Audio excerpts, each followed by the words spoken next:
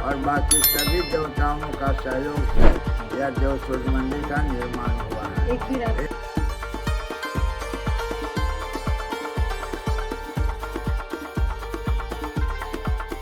देवद्वार विश्वकर्मा का द्वारा मंदिर बनाया गया है।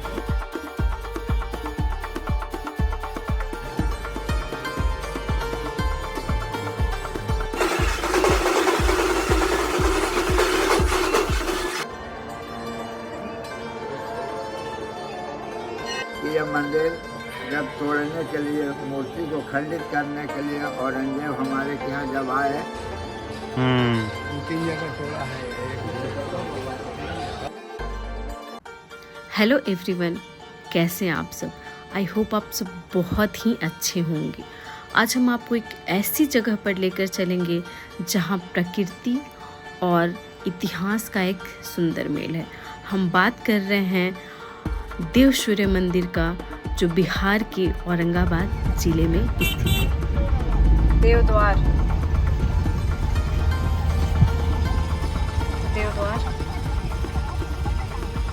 जहाँ हमारे सनातन धर्म में रहस्यमय मंदिरों का बहुत महत्व है, वहीं लोगों का यह मानना है कि देव सूर्य मंदिर ने खुद ही अपनी दिशा परिवर्तन कर ली थी। देव सूर्य मंदिर यह सूर्य देवता का मंदिर है एंड देव नामक जगह पर स्थित है, इसीलिए इसे देव सूर्य मंदिर कहा जाता है। कार्तिक मास की छठ पूजा में श्रद्धालुओं की संख्या बहुत अधिक होती है।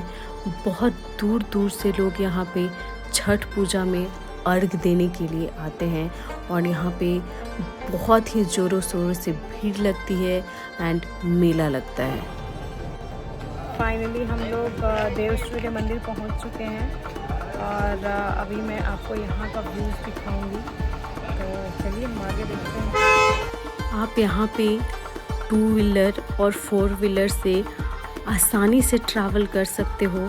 रास्ता बहुत ही अच्छा है, आपको कोई भी परेशानी नहीं होगी एंड पार्किंग के लिए भी काफ़ी स्पेस मंदिर के द्वार के बाहर है।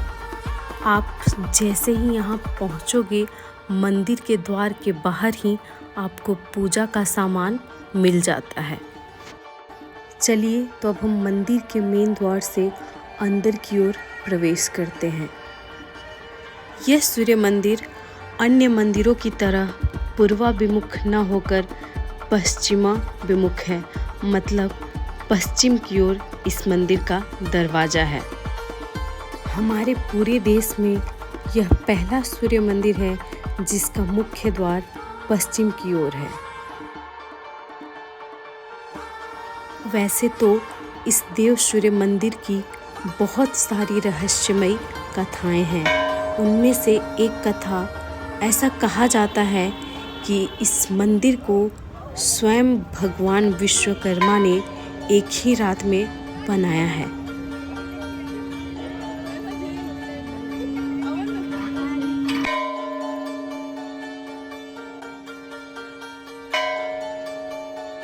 चलिए अब हम आपको मंदिर के अंदर लेकर चलते हैं और भगवान भास्कर के साक्षात दर्शन कराएंगे।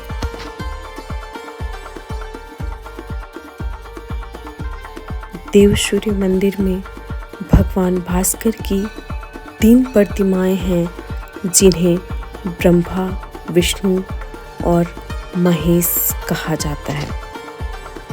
इन तीनों के नीचे भी एक प्रतिमा है, वो सारथी यानी एकादश रूप है भगवान सूर्य का।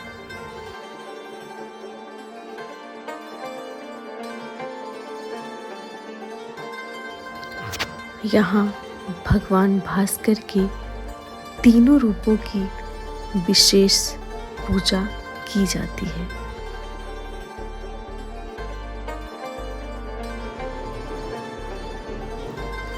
मंदिर के बारे में कहा जाता है कि इसका निर्माण 6ठी या 8वीं सदी में हुआ होगा।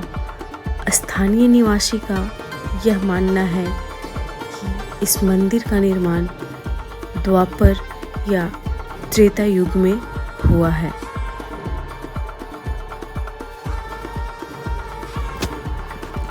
ये जो आपको दिख रहा होगा एक बोर्ड पे लिखा हुआ है सूर्य मंदिर का निर्माण, वो पहले पाली भाषा में लिखा गया था। यहाँ के लोगों ने पाली भाषा समझने वालों को बुलाए और उसे ट्रांसलेट करके संस्कृत में लिखा गया है। यहाँ आने के बाद मुझे ऐसा महसूस हो रहा है जैसे सारी चिंताओं से मुक्त होकर मैं साक्षात भगवान को महसूस कर पा रही हूँ। इतना पावन जगह है ये। अगर आप भी कभी यहाँ पे आते हो तो सेम चीज़ फील करोगे जो मैं यहाँ आकर फील कर पा रही हूँ। जहाँ हमारे सनातन में गंगा को माँ का दर्जा दिया गया है, वहाँ सूर्यदेव की उपासना का अलग ही महत्व है। भगवान भास्कर को कौन नहीं जानता। बिना उनके उपस्थिति की धरती पे जीवन की कल्पना भी नहीं की जा सकती। देव के बारे में एक अन्य लोक कथा भी है। एक बार भगवान शिव के भक्त माली और सोमाली सूर्यलोक जा रहे थे। यह बात सूर्य को रास नहीं आई। उन्होंने दोनों भक्तों को जलाना शुरू कर दिया। अपनी अवस्था खराब होते देख माली और सोमाली ने भगवान शिव से बचाने की प्रार्थना की। सूर्य 3 टुकड़ों में पृथ्वी पर गिरे और 3 सूर्य मंदिर बने। उन्हें देवार्क देव, जहां हम अभी आए हैं बिहार के पास, दूसरा लोकार्क देव काशी के पास, कोणार्क सूर्य मंदिर कोणार्क के पास के नाम से जाना जाता है। चलिए अब हम देव सूर्य मंदिर का स्टोरी यहाँ के पुजारी जी से सुनते हैं। मंदिर के बारे में जो भी कब बना, कैसे बना, क्या स्टोरी है यहाँ का? यह जो है सूर्य मंदिर का निर्माण, यह श्लोक के मुताबिक एक श्लोक है जो बाहर में जो है सो सामने में बोर्ड पर शिलालेख पर लिखित है। वह श्लोक शून्यम व्योम नभोर सिंधु 12,16,000 हिने द्वितीय जुगे माघे वान तिथोचिते गुरुदेवे दिने शालयम प्रारंभे दृष्टार्च्युतु सौम्भ्यादिलंभो जस्य जस्वेत्य नरधित्य प्रभोत्तो लोको विशोको भुवि। इस श्लोक का अर्थ है कि माघ मास में शुक्ल पक्ष की पंचमी तिथि को गुरुवार के दिन देव नामक स्थान में इला के पुत्र के द्वारा यह सूर्य मंदिर का शिलान्यास किया गया है। त्रेता युग की आयु 12,96,000 वर्ष का होता है, जिसमें त्रेता 12,16,000 वर्ष बीत चुका, 8,64,000 द्वापर बीता और 51,124 बरस से कलयुग बीत रहा है। ये तीनों को कैलकुलेशन करने से 9,49,51,124 बरस होने जा रहा है इस मंदिर का। और ये भी सुनने में आता है कि विश्वकर्मा भगवान स्वयं इस मंदिर का निर्माण किए। जी, विश्वकर्मा केवल कला को प्रदर्शित किए हैं और बाकी सभी देवताओं का सहयोग से यह देव सूर्य मंदिर का निर्माण हुआ है। एक ही रात में। उस समय रात जो है सो बहुत विशाल होता था। जोगी मुनि तपस्वी 10,000 वर्ष तक जो है तो तपस्या करते थे। तो वो तो सतयुग की बात है, वहाँ 100% लोग सत्य बोलता था। आज तो कलयुग है, तो इस तरह की बात है। और ये भी सुनने में आता है कि 3 जगह का जो मंदिर है विश्वकर्मा भगवान एक ही रात जी जी 3 जगह के, वो भी औरंगाबाद जिले में ही 3 जगह है। जगह का नाम बता दीजिए। पहला जगह का नाम है कि देव सूर्य मंदिर, ये वाला ये नगरी में जो प्रवेश आप लोग किए हैं इस मंदिर में। दूसरा है आपको यहाँ से 10-12 किलोमीटर की दूरी पर उमगा एक पहाड़ पर जो है तो इसी पत्थर से निर्मित है, लेकिन इतना कला नहीं है। इसलिए कि पहला मंदिर का समय जो है सो विश्वकर्मा भगवान इसी जगह में बनाए। और दूसरा जो है सो समझ जाइए कि देवकुंड एक स्थान है जहाँ सूर्य मंदिर नहीं है, वहाँ केवल शिव जी का स्थापना किए हैं। अच्छा, और सेम आज की मतलब सेम तरीके से बनाया गया? हाँ, पत्थर वही है जो उमगा में है, वो पत्थर यही है, लेकिन कला में अंतर है। वहाँ कलश निर्माण नहीं है, यहाँ कलश का निर्माण हुआ है। और वहाँ समय भी कम था, भोर हो गया था। देव में या उमगा में? उमगा में। देव में तो संपूर्ण मंदिर बना। सॉरी, देवकुंड में? देवकुंड में जो है सो सीमेंटेड है, पत्थरे पर जो सो सीमेंटेड मरम्मत किया गया है। वो भी विश्वकर्मा का ही द्वारा ही मंदिर बनाया गया है। तीनों जगह जो है विश्वकर्मा का ही द्वारा मंदिर बनाया गया है। दूसरे नंबर बात है कि यह मंदिर जब तोड़ने के लिए, मूर्ति को खंडित करने के लिए औरंगजेब हमारे के यहाँ जब आए, औरंगजेब के नाम से ही औरंगाबाद जिला का जैसे नाम रखा गया है, समझे कि नहीं। तो औरंगजेब आए तो बहुत सी मूर्तियाँ को खंडित किए, तोड़ फोड़ किए। तोड़ फोड़ करने के बाद में जो है तो यहाँ के जो भी पंडा पुजारी वगैरह जो है तो रखे, उनको मना किए। माने नहीं, और नहीं मानने के कारण कहें कि भाई भगवान सूर्य का मंदिर है। कहें कि भगवान सूर्य के मंदिर तब मैं जानूँगा अगर भगवान में शक्ति होगा। तो पूरब से अगर पश्चिम का दरवाज़ा जो है तो अगर हो जाएंगे, दिशा परिवर्तन हो जाएगा, अपना कोई शक्ति अगर वो दिखलाएंगे तो मंदिर को हम छोड़ देंगे। और नहीं तो आगे में भी जो थोड़ा सा ट्राई किया है, जो पत्थर अभी भी कोना ढहा हुआ है, इधर वाला जी ढहा हुआ है। और यहाँ जो है तो इस मंदिर का जो है खासियत यही है कि उसी समय से सूर्य व्रत खष्टी कार्तिक महीने में और चैत्र महीने में सूर्य व्रत खष्टी दो जो है तो उपासना भगवान सूर्य के करते हैं लोग। ऐसे 15 दिन का जो है तो आद्रा नक्षत्र में भी मेला लगता है, लेकिन उतना विख्यात नहीं लगता है जितना विख्यात का जो है तो कार्तिक और चैत्र का मेला। तो उसको एहसास हुआ औरंगजेब को? और एहसास हुआ तब तो यहाँ से गया। नहीं, मंदिर का दरवाजा फिर पीछे की ओर?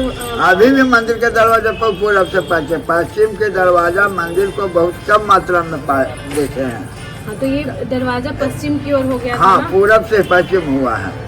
पहले इसका भी मंदिर का दरवाजा पूरब का था, लेकिन यह जो शर्त जो रखा ना, वो शर्त के मुताबिक भगवान प्रकट हो गए, अपना शक्ति दिखलाए। सूर्य नारायण तो साक्षात देवता हैं। राम को हमने नहीं देखा, कृष्ण को नहीं देखा, शिव को नहीं देखा, लेकिन सूर्य को तो देख रहे हैं, चंद्रमा को तो देख रहे हैं, तारा को तो देख रहे हैं, गौ को तो देख रहे हैं, ब्राह्मण को तो देख रहे हैं। ये पंच देवता में आते हैं। सब पत्थर है।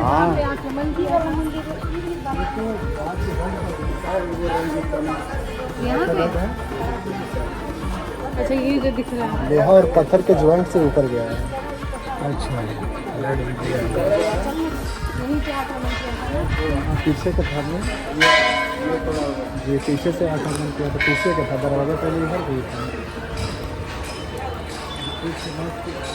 जैसा कि पुजारी जी ने आपको बताया, एक बार औरंगजेब औरंगाबाद के देव सूर्य मंदिर पहुंचा और मंदिर को तोड़ने की कोशिश की थी।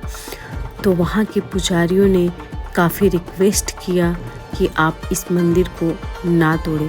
कहते हैं कि पहले तो औरंगजेब किसी भी कीमत पर राजी नहीं हुआ, लेकिन लोगों के बार बार अनुरोध करने पर उन्होंने कहा कि अगर सच में तुम्हारे भगवान में कोई शक्ति है तो मैं 24 घंटे का समय देता हूँ। अगर मंदिर का द्वार पूर्व से पश्चिम की ओर हो जाएगा तो मैं ये मंदिर नहीं तोड़ूंगा। और सुबह तक का वक्त देकर वहाँ से चला गया। पुजारी जी रात भर सूर्यदेव से प्रार्थना करते रहे कि वह उनके वचनों का लाज रख ले। जब पुजारी जी पूजा के लिए अगली सुबह मंदिर पहुँचे तो उन्होंने जो देखा वो विश्वसनीय नहीं था। मंदिर का प्रवेश द्वार पूर्व से पश्चिम की ओर हो चुका था। जब सुबह औरंगजेब आया तो ऐसा देखकर उसकी आंखें फटी की फटी रह गई और अपने शर्त के मुताबिक उसने मंदिर को नहीं तोड़ा और वहाँ से चला गया। इस मंदिर की बहुत मान्यता है एंड इस मंदिर के बारे में कहा जाता है कि आप जो भी मांगो सारी इच्छाएं पूरी होती है और इच्छा पूरी होने के बाद लोग यहाँ पे आते हैं, सूर्यदेव को अर्घ देते हैं।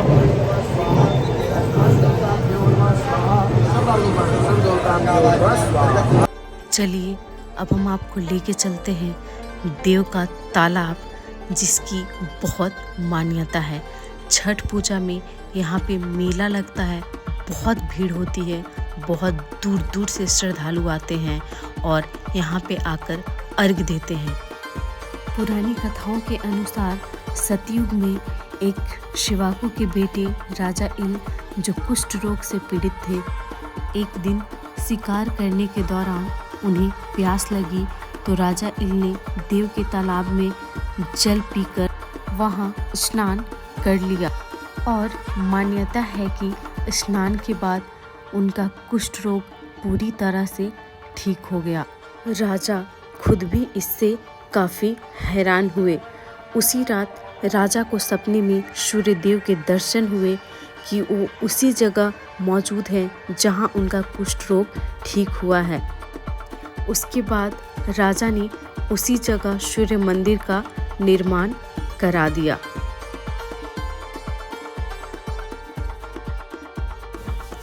इस तालाब की मान्यता है कि यहाँ पे स्नान करने से बीमारियाँ ठीक होती है। ये आपको राजा का किला दिख रहा होगा जो कि देव सूर्य मंदिर के बगल में ही है। हमें पता चला कि यहाँ पे रानी का तालाब भी है तो हमने सोचा हम उसे भी देख लेते हैं।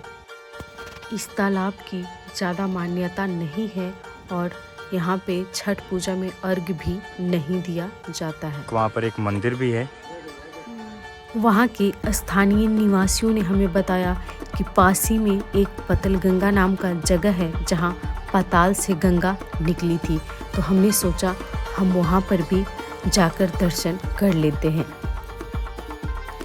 पतल गंगा की यह मान्यता है कि यहाँ पे एक बार एक ऋषि आए थे और उन्हें बहुत जोर की प्यास लगी थी।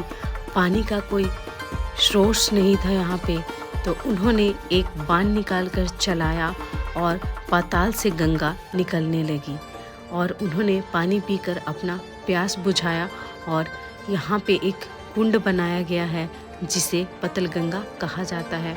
और यहाँ का यह भी मान्यता है कि इस कुंड में नहाने से मनोकामना पूरी होती है। और अब हम लोग जा रहे हैं 3 मंदिर जो एक ही रात में विश्वकर्मा भगवान के द्वारा बनाया गया था, तो अभी हम जा रहे हैं उमगा और आप हमारा ब्लॉग ज़रूर देखिएगा। हम आपसे मिलेंगे नेक्स्ट ब्लॉग में। तो अगर आपको हमारा फट पसंद आया हो तो हमारे वीडियो को लाइक करें, हमारे चैनल को सब्सक्राइब करें। फिर मिलेंगे हम आपसे नेक्स्ट ब्लॉग में।